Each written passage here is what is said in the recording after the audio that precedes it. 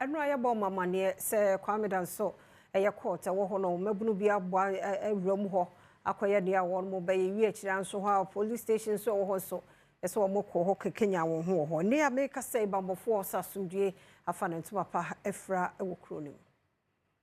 Eno ne nkase mu yebo mamane se wokopi mu ewo Kwame Danso a emebunu bi wo no mokoto hye wo no mo court so ema edumefo court mu nyina edwane wo no mo na mu empaboa na ene enkrata bi a efri Bono East Regional Police Command aba echese se wo no ne yakase die adwebre aba Kwame Danso eno wo sene West Mainstream mu ewo Bunapue mantem no emu na wo court no enkrata mu no wo no mo retu dwase eye na no wo kuoda openima bosamende to so edu ena na simedua saba panondu ho emebunu bese oha ebopi mu ewo court bia ho no mu a wono ekodi ensemone wo ho nam so se ne kanka no ema adwumaefo edwane wono mu na mu empaboa wono esane to dwase bran emebunu yidi sa ensemone wie no wode wonani so ekire mu ewo Kwame Danso Police Headquarters a ehon so wono kose aposifo eniama ewo ho enam wi so ama reinforcement team a wono free Atebubu division enafi omanfo bi so wono free formed police units ebepi mu obe wa mushema adwebre ebaye na we na wono nkrata mu de to dwase police sadom hene ehye Kwame Danso aposifo sanso na district police headquarters ema wono mu etumu a ene aposifo wono mu che wono mu egu mia hodo a obetumi aboa ma wonumedi nso ho aboa ehono mu ena nkrata no ebiye Bono